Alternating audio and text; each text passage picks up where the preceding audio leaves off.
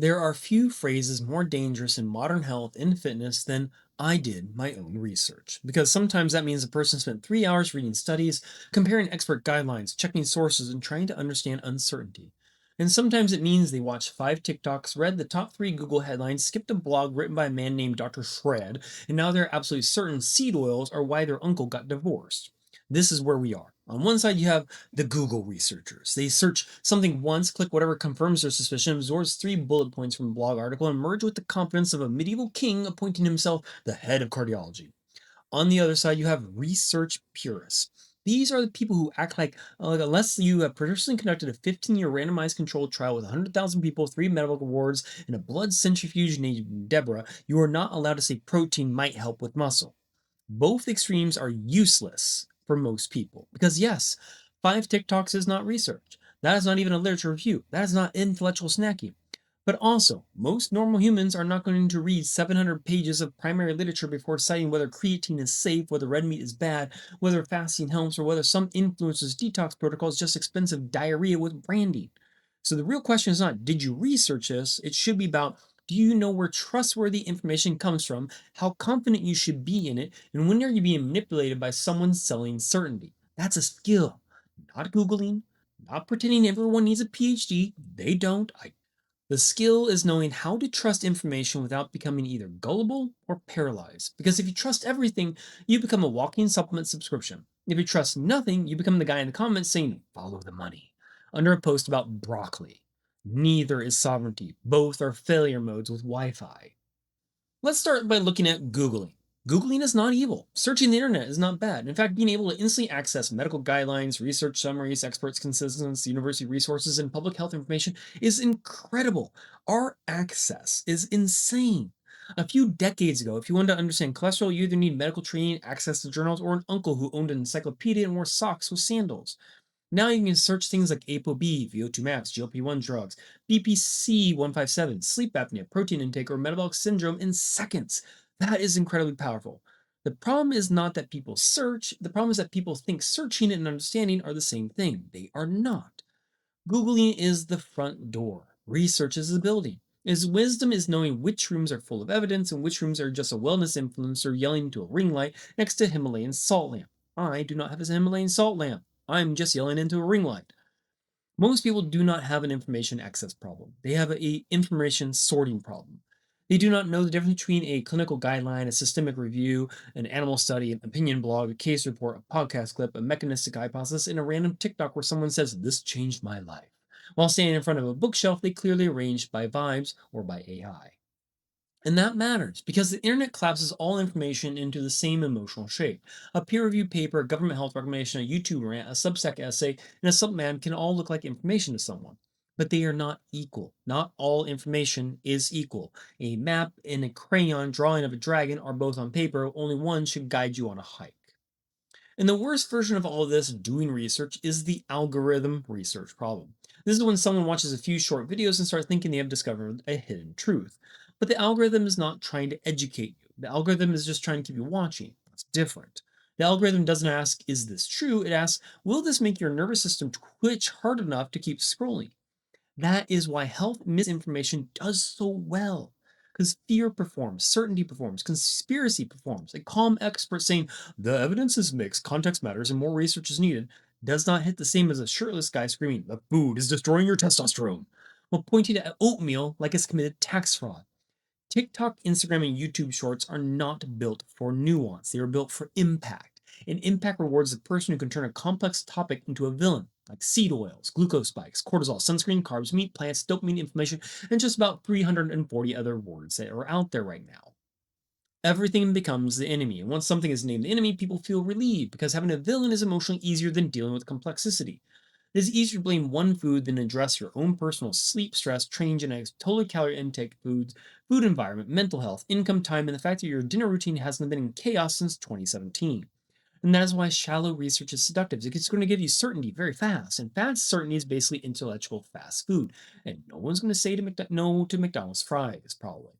It feels satisfying for about 8 minutes, then leaves your brain metabolically inflamed, just like McDonald's fries. But then you have the opposite problem, the evidence gatekeepers. These are the people who respond to every practical claim with, Do you have a randomized control trial? And yes, randomized control trials are important, incredibly important. Systemic reviews are important, meta analysis are important. Evidence hierarchy matters. But if your standard for every decision is, I need perfect evidence, you will never make a decision. Because humans do not live inside controlled trials. We live inside messy bodies and bad sleep, work stress injuries, grocery budgets, family obligations, and needs that sound like you're communicating with dolphins. A lot of useful health decisions are made from converging evidence mechanisms, clinical experience, population data, intervention trials, guidelines, risk benefit analysis, personal response, and common sense, which is not perfect, but is occasionally useful when it has not been replaced by podcast confidence. A research purist can become just as unhelpful as the TikTok expert because one believes everything too quickly and the other believes nothing until the evidence is so perfect that everyone involved has retired, died, or started a newsletter. Most people do not need to become scientists. They need to become better consumers of information. That's different. You do not need to run a study. You need to know whether the person explaining the study is trustworthy. You do not need to understand every statistical model. You need to know whether the claim is based on a 1 week study, a pile of strong evidence, expert consensus, or someone's cousin's testosterone journey. That's information literacy. And right now, we are starving them with it. So, what makes information trustworthy? Not perfect, just trustworthy, because perfect information is rare, especially in health. Trustworthy information usually has 5 traits. First, it comes from people or institutions with relevant expertise, not just confidence, not just a body you admire, not just he seems smart. Relevant expertise. A cardiologist is more trustworthy on heart disease than a guy selling a heart health powder named Alpha Vessel. A registered dietitian, physician, or nutrition scientist is going to be more trustworthy on nutrition than a shredded influencer whose entire evidence base is look at me. Second, trustworthy information shows its sources. It does not just say studies show. The phrase should immediately make your brain stand up like a dog hearing a bag open. Which studies? In what population? Compared to what? For what outcome? What is it humans? Was it mice? Was it cells in a dish? Because if your claim comes from cells in a dish, maybe not need to turn it into a national emergency about blueberries yet. Third, trustworthy information emits uncertainty. And this is huge. A real expert will often say, we know this pretty well. We are less certain here. This applies to some people, but not all. If the evidence is promising but early, there's correlation but not causation, there's plausible but not proven, that does not make them weak, it makes them honest. Okay, beware the person who is certain about everything, especially in health. Because the body is complicated, people are complicated, society is complex as hell. Anyone who makes it so sound so simple is either teaching at beginner level, selling something, or has mistaken confidence with competence. And the fourth way is trustworthy information fits with broader evidence. One study can be interesting, one study should rarely overthrow everything. If someone says this new paper destroys everything we know, thought we knew, be careful. Science does change, but it usually changes like erosion, not like a man kicking down a saloon door. And the fifth thing is trustworthy information has incentives you can see. Everyone has incentives. Researchers, universities, doctors, influencers, even supplement companies have incentives. The question not does this person have incentives? The question is are incentives transparent or do they distort the claim?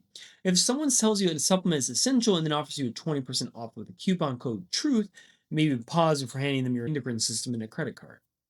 So here's a bit of a framework to go through, kind of like a trust ladder. At the top, for general medical health questions, start with clinical guidelines and major professional organizations. Not perfect, they're not perfect, but they usually represent a review of broad evidence by people with relative experience. If you're asking about heart disease risk, diabetes care, blood pressure, cancer screening, sleep apnea, or kidney disease, you probably should not start with a podcast clip from a guy in a sauna. Start with reputable medical organizations, then look at expert consensus and review papers. The reviews help because they summarize a body of evidence rather than dangling one dramatic study in front of you like a shiny object. Then look at primary research if you have the ability and interest. Primary research matters, but most people misread studies because studies are technical documents, not motivational pamphlets. Then look at expert explainers at that point. That's your next step. A good expert explainer can bridge the gap between technical evidence and practical understanding. Choose experts who show nuance and cite evidence, admit uncertainty, and do not turn every video into a sales funnel. Use anecdotes last because anecdotes actually still matter. Personal stories still matter. Your experience still matters. Stories matter, but anecdotes are starting points and not final proof of what's actually going on. If your friend just lost 40 pounds on carnivore, that's meaningful for your friend, but it's not a universal nutrition constitution. As someone feels better after detox, maybe something changed. But maybe they also stopped drinking alcohol, stopped eating ultra processed foods, slept more hydrated, and finally consumed a vegetable not shaped like a french fry.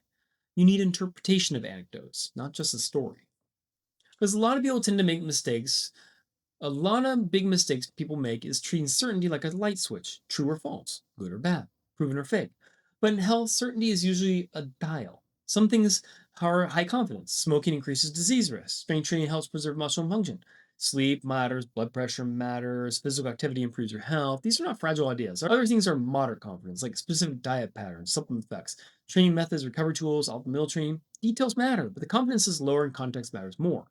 Then there are some things out there like with very low confidence in our trust, like brand new supplements, biohacking claims, extreme protocols, one person miracle cures, mechanisms that sound amazing but are no meaningful human outcome data.